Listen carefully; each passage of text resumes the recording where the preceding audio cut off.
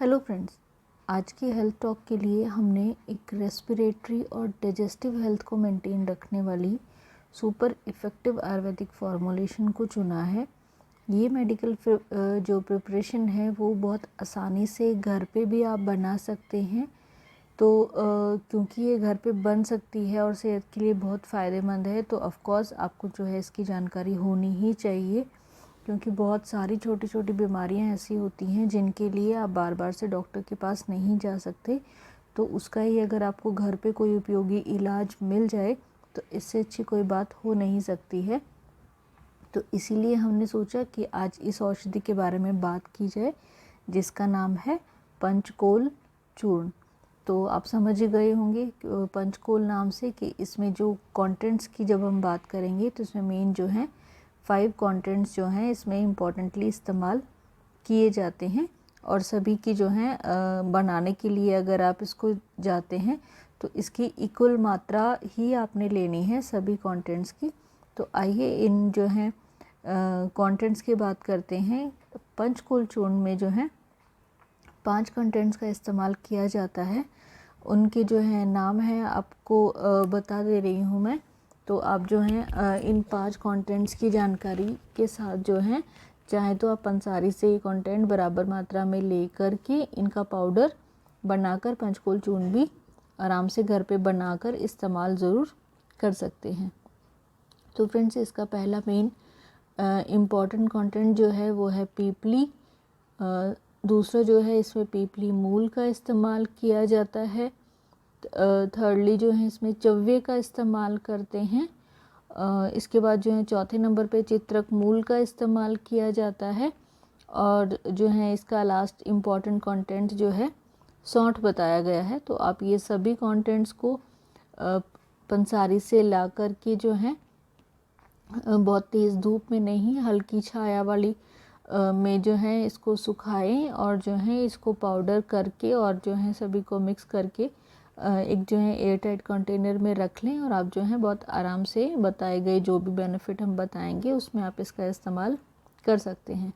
तो फिर जहाँ तक डोजेज की बात आती है, पंचकोल चूर्ण की मात्रा जो है 2 से 3 ग्राम बताई गई है। 2 से 3 ग्राम लगभग जो है आपका जो है हाफ़ टी स्पून ही बनेगा। 1/4 से मतलब जो है आप हाफ़ टी स्पून जो है इसकी मात्रा सुबह या खाली पेट या फिर खाने के बाद भी आप इसको इस्तेमाल कर सकते हैं, दिन में 1 बार या 2 बार। और जहाँ तक इसके अनुपान की बात है, पंचकोल चूर्ण को आप शहद के साथ ले सकते हैं, लस्सी के साथ ले सकते हैं या फिर थोड़े कोसे गर्म पानी के साथ भी आप इसका सेवन कर सकते हैं। तो फ्रेंड्स, इसके बाद इसके बेनिफिट्स की जहाँ तक बात है, जैसे कि हमने स्टार्ट में ही कहा था, ये आपकी डाइजेस्टिव हेल्थ और रेस्पिरेटरी हेल्थ दोनों के लिए ही बहुत ही इम्पॉर्टेंट औषधि है। तो सबसे पहले हम यहाँ डाइजेस्टिव हेल्थ की बात करते हैं। तो पंचकोल चूर्ण जो है आपकी डाइजेस्टिव हेल्थ को बहुत स्ट्रॉन्ग बनाता है और आपकी बहुत सारी डाइजेस्टिव प्रॉब्लम्स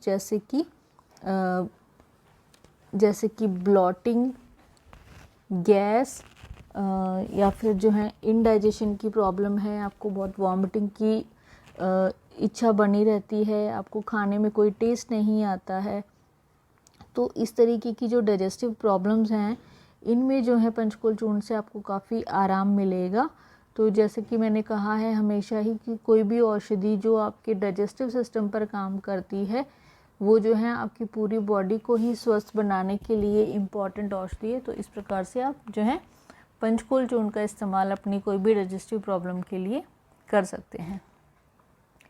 इसके बाद फ्रेंड्स, आयुर्वेद में जो है पंचकर्म थेरेपी कराई जाती हैं। पंचकर्म थेरेपीज़ में भी इम्पॉर्टेंटली अगर हम वमन और विरेचन की बात करें तो ये वमन विरेचन बहुत सारी डिजीज़ में कराया जाता है, लेकिन जो इम्पॉर्टेंट हम यहाँ पर बात कर रहे हैं कि अगर IBS की प्रॉब्लम में या फिर जिसको हम जो है स्प्रू कहते हैं, आयुर्वेद में गृहिणी कहा जाता है, तो इन जो डाइजेस्टिव डिजीज़ में जब पंचकर्म कराया जाता है तो उसके बाद क्योंकि आपकी अग्नि एक बार के लिए मंद पड़ जाती है, तो उस समय पर आपके डाइजेशन को इम्प्रूव करने के लिए पंचकोल के क्वाथ में बनी हुई खिचड़ी दी जाती है मरीज़ को। जो उनका डाइजेशन बढ़ाने के लिए बहुत इम्पॉर्टेंट काम करती है। तो इस प्रकार से आप देख सकते हैं कि पंचकोल चूर्ण जो है, जो आपकी मंद पड़ी अग्नि को भी प्रज्वलित करने के लिए बहुत इम्पॉर्टेंट काम करता है। इसके बाद थर्डली फ्रेंड जो है पंचकोल चूर्ण आपके फूड की जो एब्जॉर्प्शन है आपके स्टमक में, उसको भी सपोर्ट करता है और आपके जो है स्टमक में एसिड की फॉर्मेशन को रोकता है, जिससे आपकी जो पेट दर्द की समस्या बनी रहती है उसमें आपको काफ़ी आराम मिलेगा। तो आप ये प्रॉब्लम के लिए भी पंचकोल चूर्ण का इस्तेमाल ज़रूर कर सकते हैं। तो फ्रेंड्स ये तो ही डाइजेस्टिव हेल्थ की बात।